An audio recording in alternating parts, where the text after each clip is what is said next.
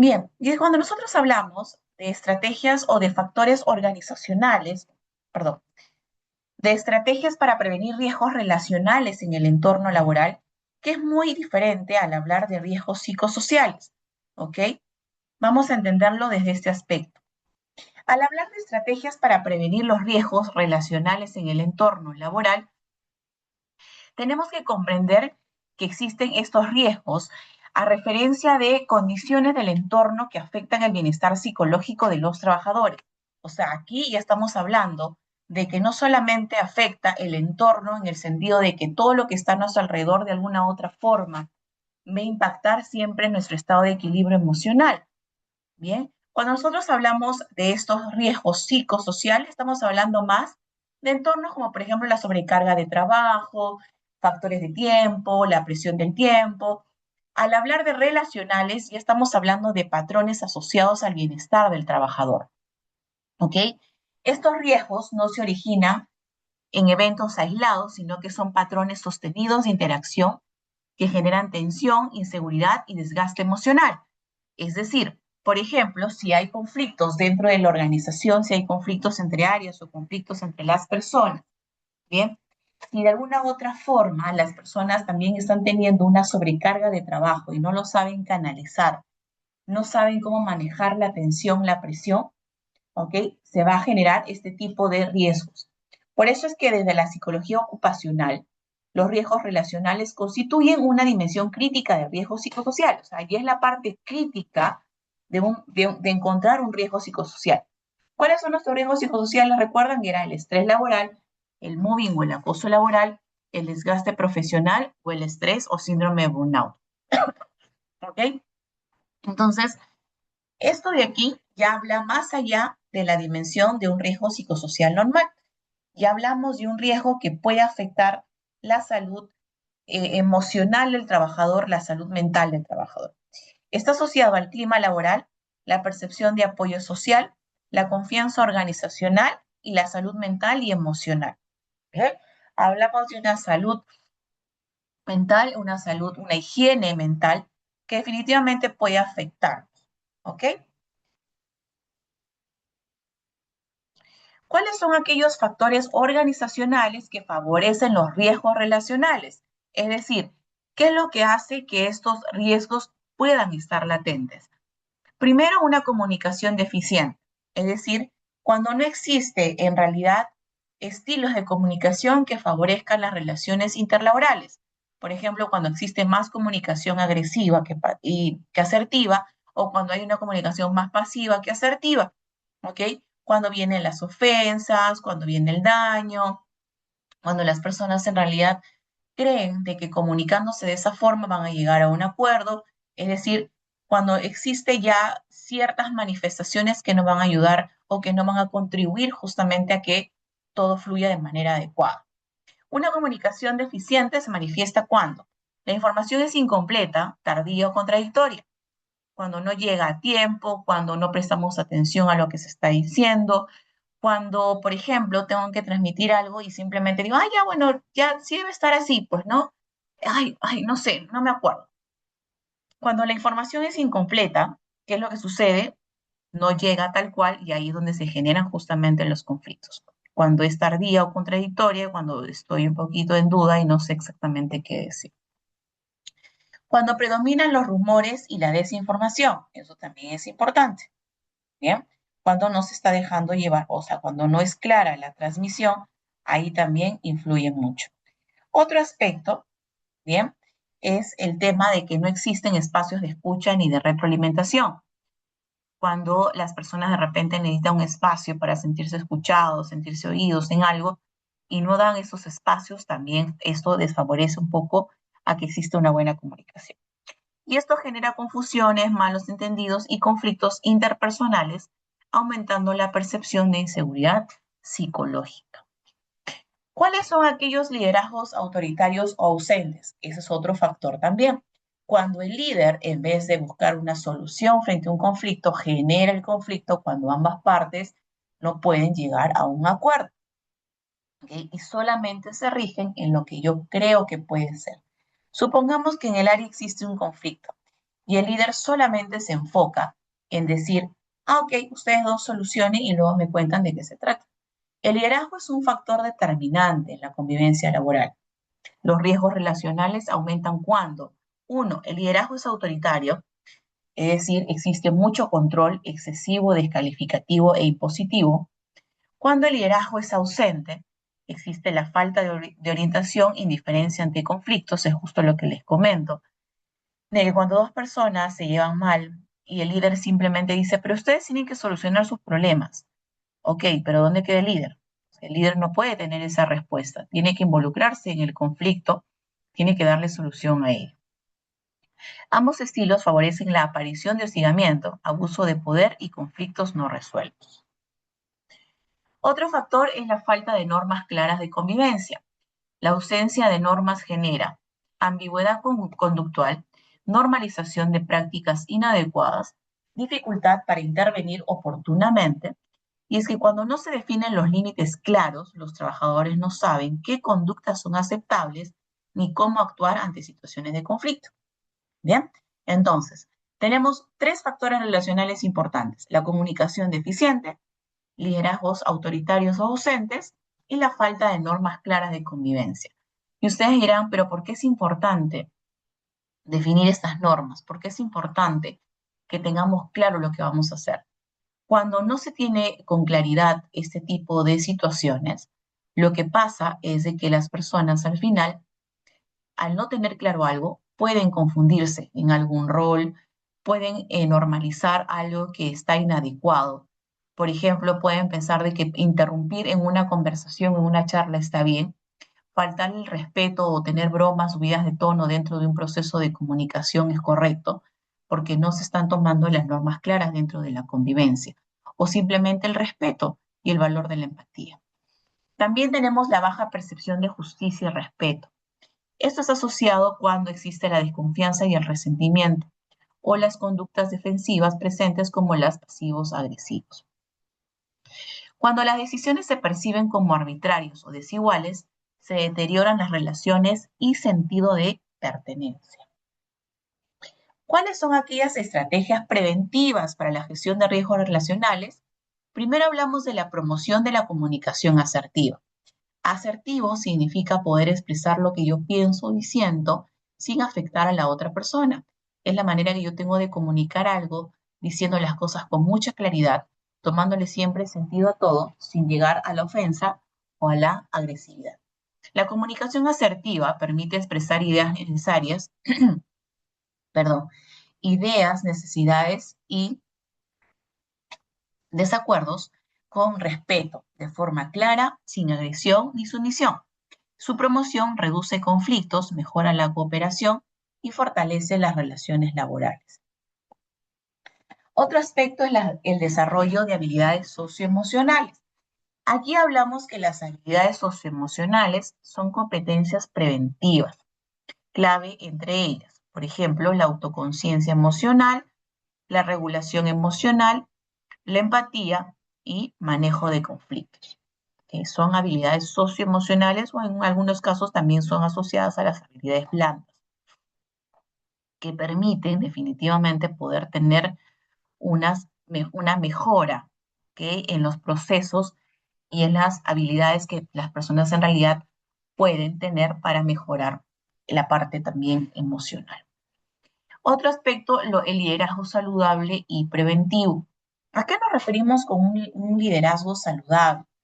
Hablar de liderazgo saludable es hablar de que muchas veces las personas en general consideran, ¿ok?, que un buen liderazgo es aquel líder que todo el tiempo está a la defensiva, que es un líder impositivo, que si yo no hablo de esta forma, las personas no me van a escuchar, si yo no me expreso de esta forma, las personas no me van a entender. Es decir, el liderazgo en realidad es importante verificarlo desde ese aspecto. Un momento, por favor. Un momento, chicos, por favor. Un segundo.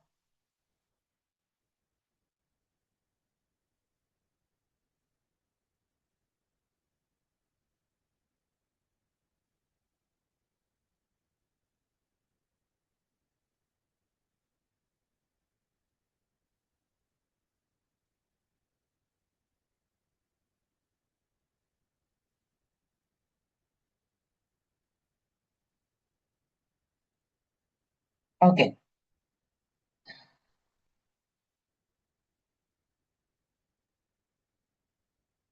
como les decía, es importante tomar en cuenta justamente estos aspectos porque un liderazgo saludable y preventivo.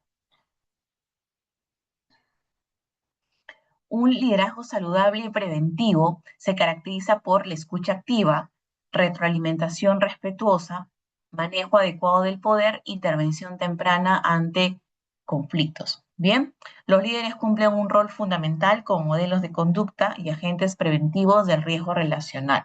Esto es importante, por favor, tomar en cuenta porque el liderazgo tiene que realmente reforzar estos aspectos. ¿Ok?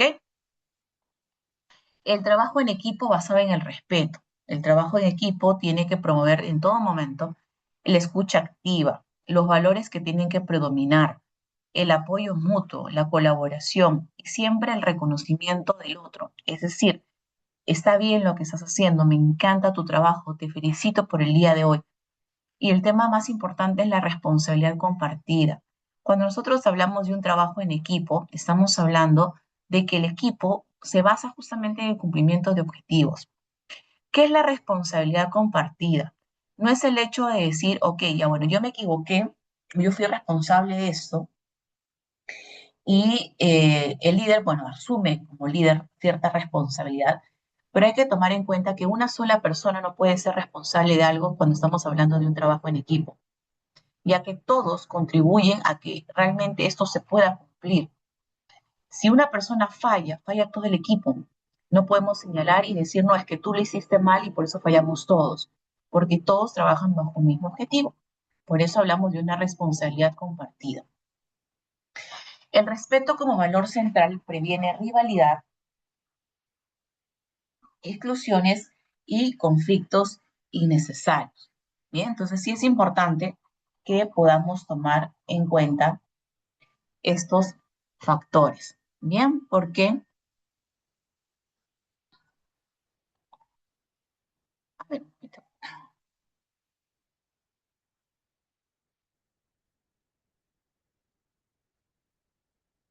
bien, el trabajo en equipo entonces, como valor principal, previene rivalidades, exclusiones y conflictos innecesarios. Bien, la cultura de prevención y no tolerancia al maltrato. Eso también es importante, chicos, tomar en cuenta porque una cultura preventiva implica rechazo explícito a toda forma de maltrato. Recuerden que existe el Comité de Hostigamiento de Seguridad, en el Comité, perdón, de Hostigamiento Laboral. ¿Por qué es importante tomar en cuenta esto y por qué se los menciono? Porque nosotros debemos de promover siempre esta cultura de prevención, ¿ok? Es importante que realmente sepamos de que esta cultura ayuda muchísimo a que no existan casos de bullying o de maltrato. Por eso es que esta cultura rechaza explícitamente, como bien dice ahí, a toda forma de maltrato, intervención temprana ante conductas inadecuadas, responsabilidad compartida en la convivencia. Todo ello ayuda muchísimo. Es importante que hablemos de esta responsabilidad compartida en la convivencia. Todos en el ambiente laboral convivimos más tiempo a veces que en el trabajo. Perdón, en el trabajo, convivimos más en el trabajo que en casa. Al tener este tipo de convivencia, lo que hacemos es que de alguna u otra manera vamos a tener ciertas rivalidades, problemas de comunicación, entre otras cosas más. Por eso es que en muchas ocasiones se trata de que siempre existan estas normas de convivencia para no llegar a estos puntos. A veces dicen, no, es que yo hablo así, yo me expreso así. No, es decir, el tema del estilo de comunicación ayuda muchísimo a que se puedan prevenir cualquier situación de conflicto, pero basta que una persona no cumpla con esto o simplemente considere que está haciendo bien todo para que las fallas vayan sucediendo de a poco. Esta cultura protege mucho la salud psicológica y fortalece también el clima laboral. Ahora, hablemos de algunos diseños de normas, ¿ok? Y mecanismos para ambientes seguros y respetuosos. Hasta aquí, ¿tienen alguna pregunta, alguna duda, chicas, por favor?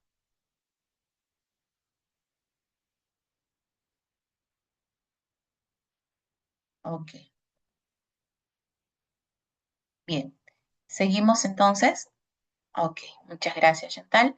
Seguimos avanzando entonces.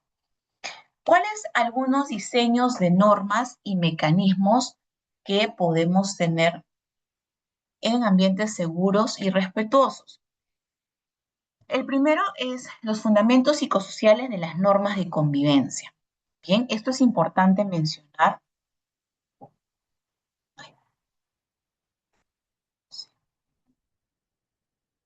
Porque hay que tomar en cuenta que existen algunos fundamentos psicosociales de las normas.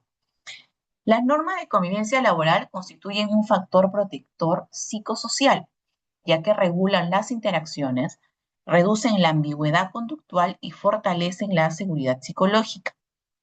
Bien, ¿cuáles son aquellas normas que podemos mencionar asociadas a la parte psicosocial?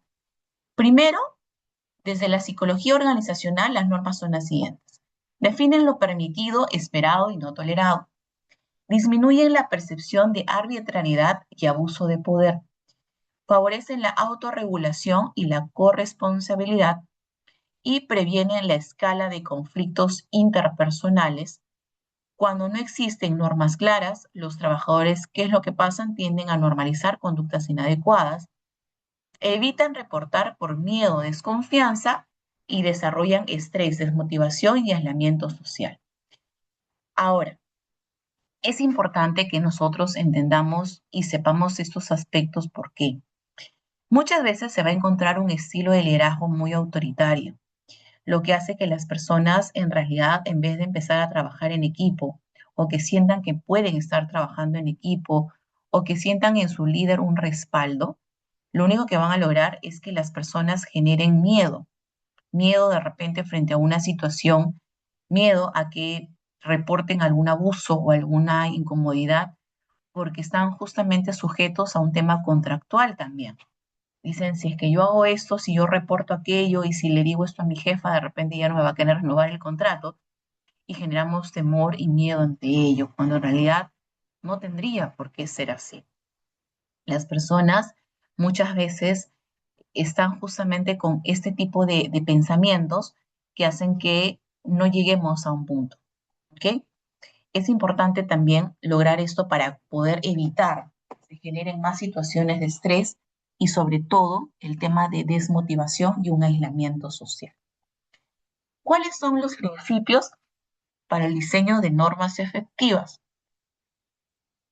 ¿Okay? Antes de continuar, me gustaría por favor compartir con ustedes este video para entender esta primera parte. ¿Ok? Vamos entonces un ratito para, ¿ok? Vamos a ver, para entender un poco hasta esta parte. Permítame un segundo, por favor.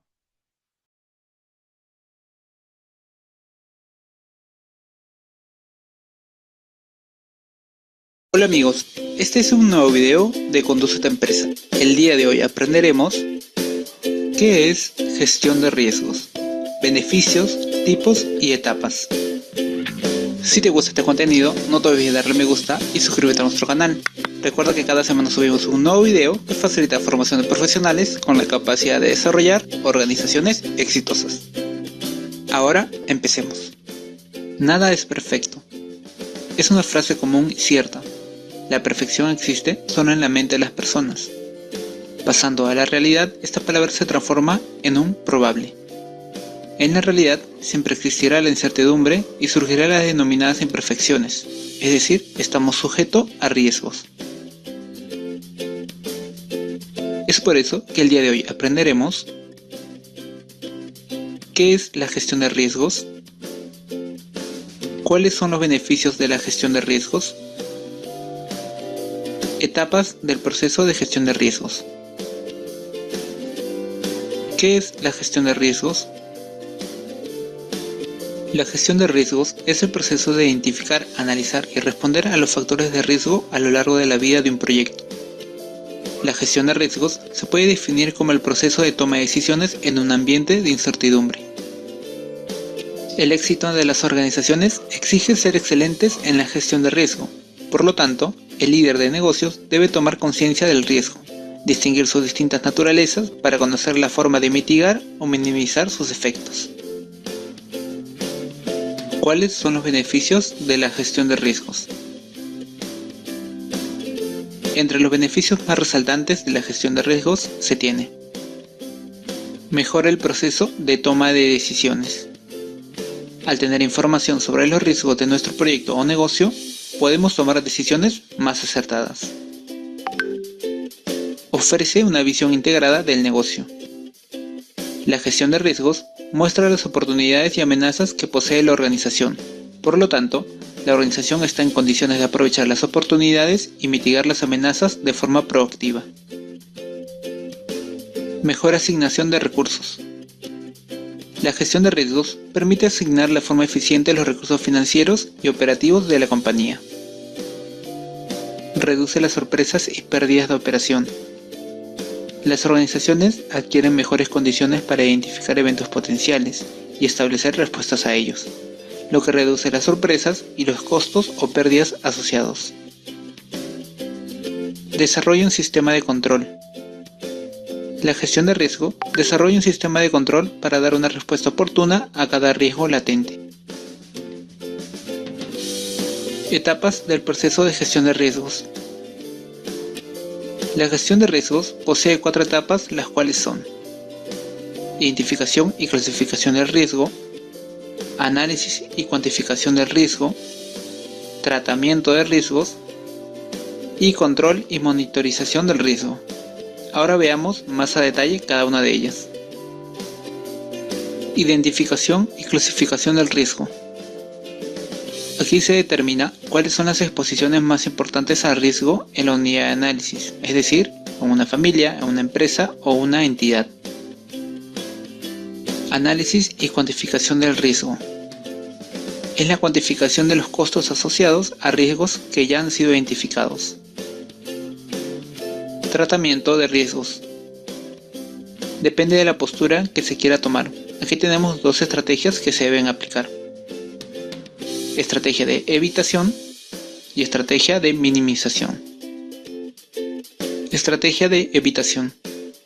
Aquí se trata de minimizar la probabilidad de que el riesgo se presente. Para ello existen 4 opciones: transferencia de riesgo, reducción del riesgo, elusión del riesgo y diversificación del riesgo. Más adelante vamos a hacer un video sobre estos 4 tipos de estrategias de evitación. Estrategias de minimización. Aquí se trata de reducir el impacto del riesgo en el producto o proyecto. Las estrategias de minimización se plantean cuando han fallado las estrategias de evitación y por lo tanto el riesgo pasa a ser un hecho. En estos casos deberá plantearse un plan de contingencia que intentará paliar los efectos negativos del riesgo. Control y monitorización del riesgo. Las decisiones se deben evaluar y revisar periódicamente. El fin es que los valores de riesgo sean los aceptables por la organización. Espero que toda esta información te haya servido de mucho.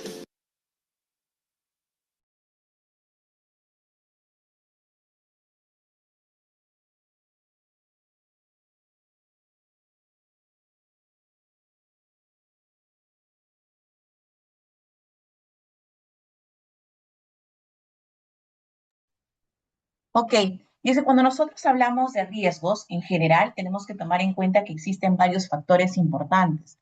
Bien, siempre es bueno identificar qué es lo que puede pasar. La gestión de riesgos nos ayuda como una forma preventiva para podernos adelantar a cualquier situación. Entonces, al hablar de riesgos relacionales, y estamos hablando de exactamente los puntos que están asociados más a la parte ya emocional, a la parte psicológica, a la parte de higiene, ¿ok?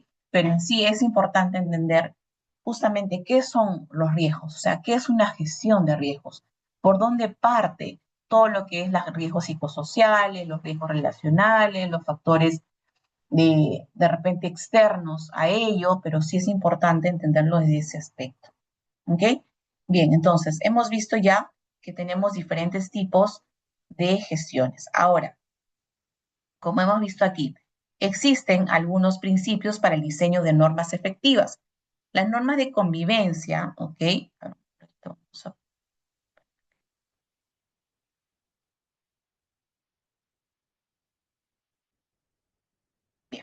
Las normas de convivencia deben diseñarse bajo los siguientes principios. Primero, tiene que ser claro y específico. Bien, las normas deben describir conductas observables, evitando ambigüedades. Bien, primero, ¿qué es lo adecuado? No se permiten gritos, burlas, insultos ni descalificaciones. Bien, eso es lo adecuado. ¿Qué es lo inadecuado? Tratarse bien. Ustedes dirán, ¿cómo funciona esto? Y es que sí, cuando nosotros registramos algo, tiene que ser muy claro. O sea, si yo digo, ya, la norma tiene que ser tratarse bien, ¿ya? ¿Y cómo es tratarse bien? O sea, ¿a qué nos lleva esto? ¿Qué significa? Tratarse bien implica evitar los gritos, no insultos, tratarse con respeto, evitar los adjetivos calificativos, es decir, todo eso es. ¿No? Por eso es que hablamos de tratarse bien. Otro enfoque es el enfoque preventivo y no punitivo. Es decir, las normas deben orientarse a prevenir riesgos, no solo sancionar. Un enfoque excesivamente punitivo que genera temor al reporte, ocultamiento de conflictos y mayor deterioro relacional. Bien, entonces repito, las normas deben orientarse a prevenir riesgos, no solo a sancionar. Por eso es que hablamos de que la prevención está asociada a simplemente a saber identificar dónde están los riesgos y qué más podemos hacer para prevenirlos. Otro aspecto es la coherencia organizacional, es decir, las normas deben ser coherentes con los valores institucionales, el estilo de liderazgo, las políticas de SST y recursos humanos. La incoherencia, es decir, una cosa y permitir otra, incrementa el riesgo psicosocial. Bien, eso también es importante. Cuando no somos coherentes entre las cosas que hacemos y pensamos, eso también genera o incrementa este riesgo. La equidad y aplicación transversal, es decir, las normas deben aplicar a todos los niveles jerárquicos, porque de lo contrario genera rivalidades o genera conflictos cuando aplicamos una norma para uno y luego porque es el jefe, no, eso no le podemos aplicar. Les cuento algo pequeño. Sucedió también un proyecto en el que yo estaba, donde en un bus encontraron, de retorno ya a días libres, pero aún estábamos en proyecto, se encontraron algunas latas de cerveza. Entonces, por el otro lado estaba en otro bus estaban los jefes, donde ellos también estaban bebiendo. Entonces dijeron, no, okay, acá tiene que hacerse la norma justa. O sea, si se sanciona al equipo, ¿ok? También se tiene que sancionar a los jefes, porque la norma está hecha para todos, no solamente para un grupo. Bien, entonces es importante que exista esto. O sea, si se va a hacer una sanción, se va a aplicar una sanción, tiene que ser aplicable para todos. ¿Cuáles son los tipos de normas cuando hablamos de la convivencia laboral? La primera norma es las normas de trato interpersonal, es decir, regulan la forma en que las personas interactúan, es decir, el respeto en el lenguaje verbal y no verbal, manejo adecuado de conflictos y una retroalimentación respetuosa. Bien, son normas que se tienen que tomar en cuenta. Okay. Perdón.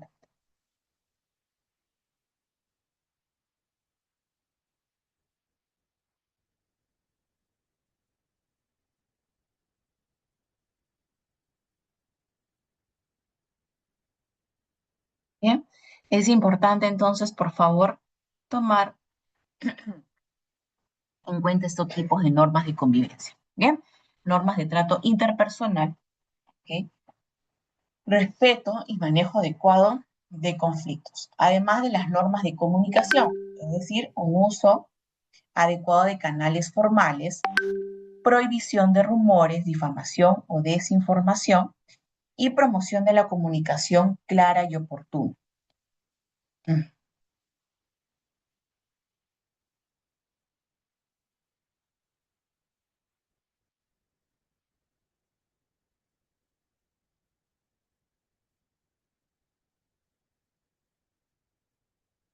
Bien, las normas de comunicación, el uso adecuado de canales, prohibición de rumores, difamación o desinformación y promoción de la comunicación clara y oportuna. Bien, es importante que se exista siempre el hecho de poder hacer alguna comunicación de forma clara, de forma oportuna, de forma de tal que no se tergiverse cualquier tipo de información. También hablamos de unas normas de liderazgo y autoridad, es decir, ejercicio del poder con respeto, prohibición del abuso del poder, responsabilidad del líder en la prevención de conflictos. Bien, también es importante considerar ello. Mecanismos organizacionales de soporte. Las normas deben ir acompañadas de mecanismos que garanticen su cumplimiento, tales como protocolos de intervención, es decir, saber exactamente cómo vamos a intervenir, cuál es el punto principal del proceso de intervención, si hay canales confidenciales de reporte. Por ejemplo, hay algunas empresas que tienen el tema de, por ejemplo, una empresa, ¿no? Eh,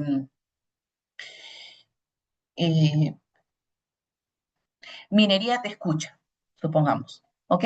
Entonces, es importante saber de que sí existe el hecho de temas confidencialidades que van a ayudar mucho para poder reportar cualquier situación, ¿ok? Siempre hay esta empresa te escucha, ¿no? O puedes reportar a este número.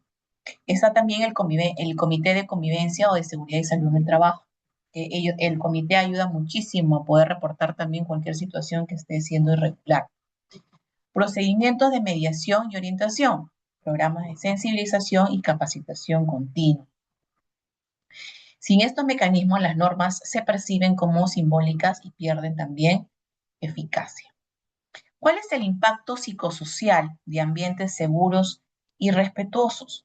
Un ambiente laboral seguro y respetuoso favorece el mayor compromiso organizacional, hay una reducción del estrés y desgaste emocional e incremento del apoyo social laboral. ¿Ok? Entonces, sí es importante saber de que existen este tipo de riesgos, ¿ok? Que son justamente aquellos riesgos que si no los conocemos o no los tenemos en cuenta, podemos caer en alguna situación complicada. Vamos a ver esto de aquí, que nos va a ayudar también muchísimo a entender estos riesgos, que son para entender la diferencia entre los riesgos psicosociales y los riesgos relacionales, ¿ok? Que en realidad al final nos llevan justamente a entender un poco cuál es la diferencia entre ellos. Bien, porque al hablar de los riesgos, hablamos un poco de estos riesgos laborales que nos pueden ayudar a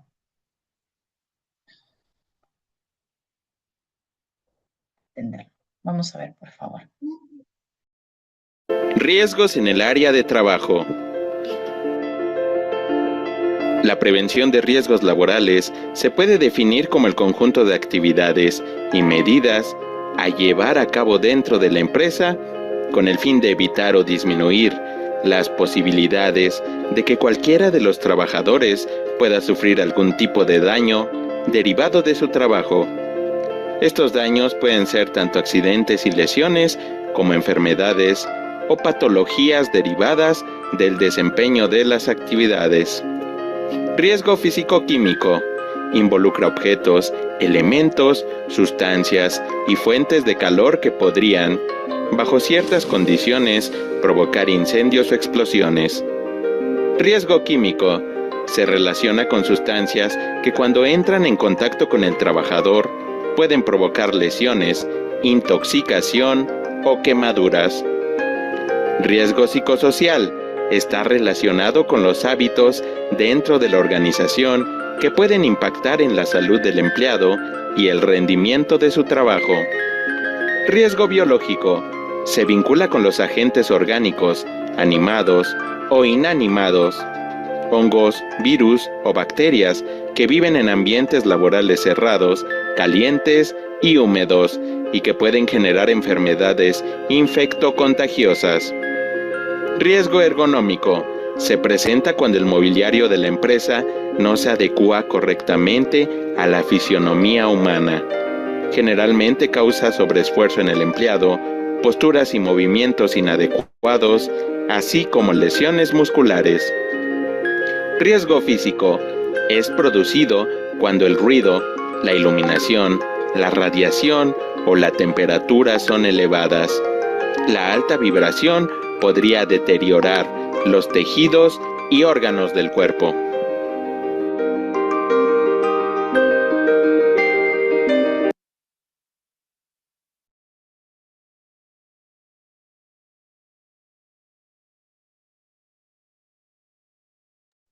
Bien, como nos hemos podido dar cuenta, los riesgos laborales son muy distintos a los riesgos relacionales, ¿ok? Los riesgos laborales están asociados más a factores externos que no nos permiten entender que existen muchas situaciones, ¿ok? Que no nos dejan ver que existe algo más allá que estos factores. Bien, entonces, tenemos también importante señalar que existen estos impactos psicosociales de ambientes seguros y respetuosos, ¿ok? Que hay que tomar en cuenta. ¿Cuáles son estos mecanismos organizacionales de soporte? Dentro de las normas deben ir acompañados como protocolos de intervención, canales como ya lo hemos visto, procedimientos de mediación y orientación, programas de sensibilización, capacitación continua, ya que sin estos mecanismos las normas se perciben como simbólicas y pierden eficacia. ¿Cuál es el impacto psicosocial de ambientes seguros y respetuosos? Un ambiente laboral seguro y respetuoso favorece, primero, el mayor compromiso organizacional. Bien. Luego, la reducción del estrés y desgaste emocional, incremento del apoyo social laboral y mejora del desempeño y la cooperación. Bien, entonces sí es importante saber de que sí existe este impacto y que puede en realidad tornarse muy respetuoso siempre y cuando se actúe desde la prevención, ¿bien? Ya que es una barrera primaria frente a los riesgos relacionales. ¿Cuáles son aquellos procedimientos de actuación ante incidentes relacionales? Primero, justificación psicosocial del procedimiento. Los incidentes relacionales, como conflictos, hostigamiento, acoso, rumores, generan daño emocional, afectación del clima laboral, riesgo de cronificación del conflicto, incremento del ausentismo y rotación, y un procedimiento claro que permite intervenir antes de que el daño se consolide, reduciendo el impacto psicosocial. Bien, es importante entonces darnos cuenta que sí puede tener un impacto importante y que existen procedimientos frente a ello. ¿Cuáles son esos principios rectores del procedimiento de actuación?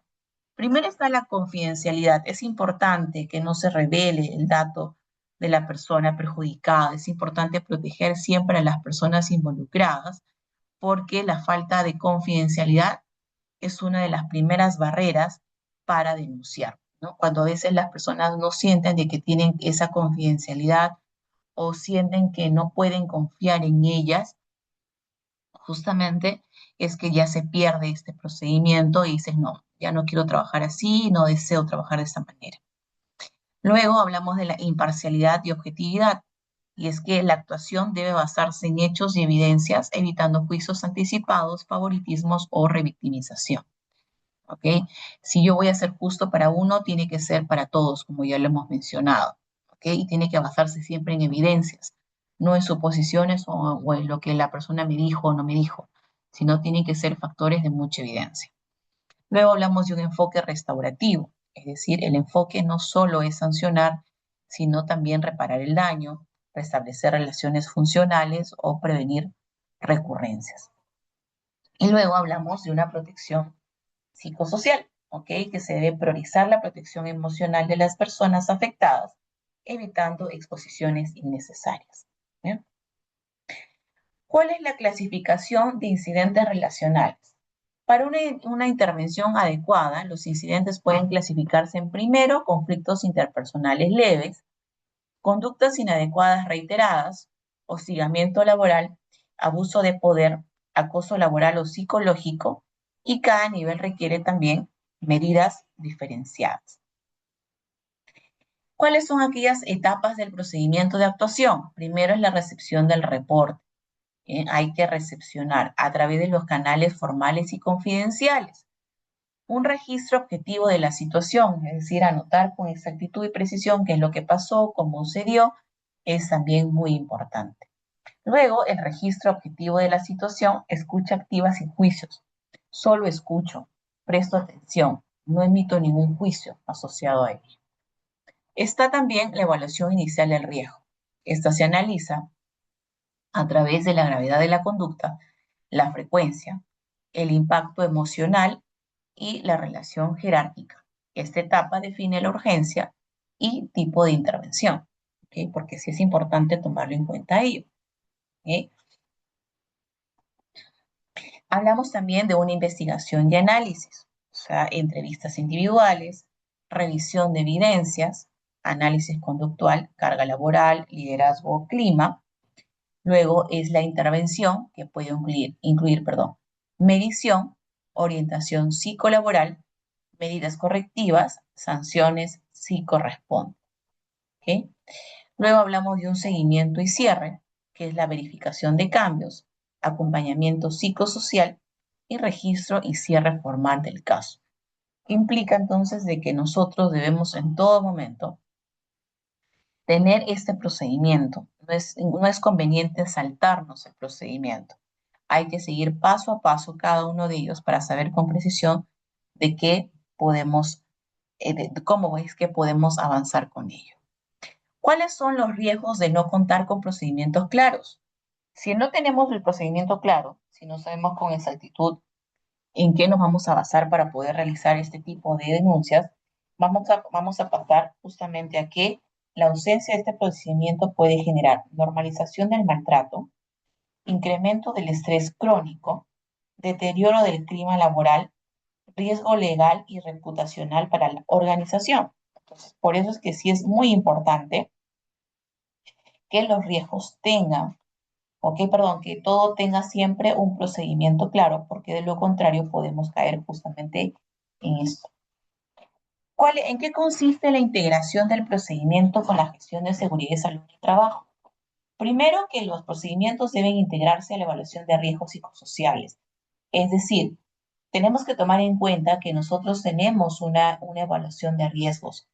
Esta evaluación tiene algunos ítems reconocidos, que es importante que nosotros sepamos en qué consiste, qué mide la evaluación de riesgos para poder integrar el procedimiento. ¿Por qué? El riesgo psicosocial tiene la doble presencia, tiene el estrés, tiene la falta de liderazgo. Por ende, mi programa, ¿ok? O el procedimiento que voy a hacer tiene que estar asociado justamente a lo que yo voy a averiguar, a lo que voy a intervenir, porque de lo contrario no voy a tener coherencia y no voy a saber exactamente. Es como yo tengo un procedimiento de seguridad y salud en el trabajo, y si yo tengo este procedimiento, la normativa, que todos lo conocen, un proceso de inducción, todos reciben el manual de normas de conducta. Entonces, si dentro de un procedimiento está que tienen que recibir ese manual, ¿ok? Pero si yo no lo pongo y le doy el manual, o viceversa, si le doy el manual, o si no le doy el manual y está escrito ahí, estoy incurriendo en un error, porque no voy a poder trabajar de la mano y voy a decir, no, es que a mí nunca me dieron nada, ¿ok? A mí nunca me dieron las normas. Entonces, dicen, no, pero caballero, no, a mí nunca me lo mencionaron. Entonces, es importante que siempre exista esta coherencia, ¿ok? Porque si no, no voy a saber exactamente qué trabajar, cómo trabajar, de qué manera reestructurar. Otro punto también son los programas de vigilancia de la salud, planes de intervención organizacional y cultura de la prevención. Porque todo esto favorece o fortalece una gestión preventiva integral. Bien, listo chicos. Entonces, es importante, por favor, que nosotros tomemos en cuenta algunos puntos, algunos aspectos, porque de lo contrario nos podemos ver afectados, ¿bien? En ese tipo de impactos o factores que pueden influir de manera negativa. Bien, los riesgos psicosociales, recuerden de que están justamente enfocados a la importancia que tiene el poder tener estos factores para justamente poder prevenirnos. Bien, vamos a ver entonces, para cerrar un poco esto.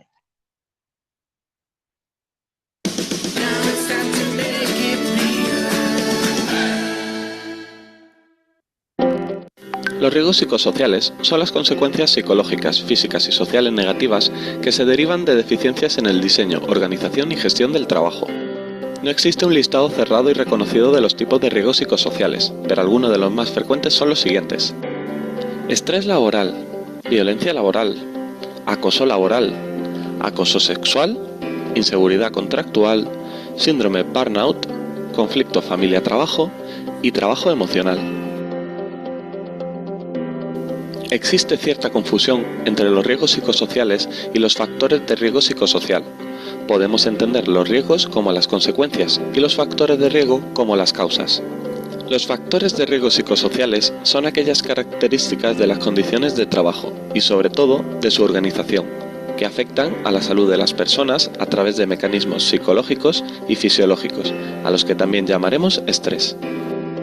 Dentro de los factores de riesgo psicosocial podemos encontrar los relativos al entorno de trabajo, como pueden ser las condiciones ambientales y el diseño del puesto de trabajo.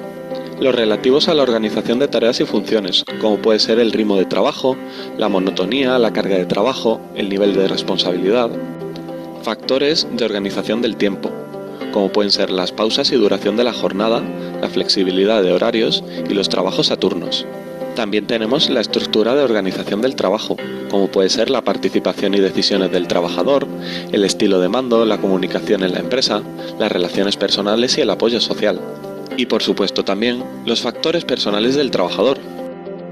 La exposición a los riesgos psicosociales puede provocar efectos negativos tanto en los trabajadores como en las organizaciones, y a largo plazo también genera un impacto negativo sobre la sociedad en su conjunto. Estos efectos sobre las personas pueden tener consecuencias psicosomáticas, psicológicas y conductuales. Sobre las organizaciones generan absentismo, descenso de la productividad y pérdida de capital humano. Y sobre la sociedad genera unos costes médicos, costes humanos y pérdida de competitividad. Los riesgos psicosociales pueden afectar potencialmente a todos los sectores productivos, sin excepción alguna, y a todos los niveles de la empresa. Los empresarios tienen la obligación jurídica de proteger en el lugar de trabajo la salud y la seguridad de sus empleados y de protegerlos contra los efectos del estrés y otros riesgos psicosociales. La empresa debe evaluar los riesgos y adoptar medidas preventivas antes de que sus trabajadores caigan enfermos. También es necesario informar y formar a los trabajadores sobre dichos riesgos. Y por último, una adecuada vigilancia de la salud permite detectar la aparición de síntomas en los trabajadores. Solicita a tu servicio de prevención la realización de la evaluación de los riesgos psicosociales mediante la aplicación de un método válido. La gestión del estrés suele ir dirigida a las personas y no a las organizaciones. Sin embargo, la clave para prevenir el estrés laboral y los riesgos psicosociales reside en la organización y la gestión del trabajo. Prevenir las consecuencias del estrés laboral es mejor que reaccionar una vez que se han producido. Algunas medidas eficaces para prevenir el estrés laboral son: definir las funciones del puesto, realizar una planificación adecuada del trabajo, realizar pausas y descansos durante la jornada laboral, garantizar condiciones ambientales saludables, recompensar a los trabajadores por un buen rendimiento, fomentar la participación de los trabajadores y conceder a los trabajadores la posibilidad de controlar su trabajo.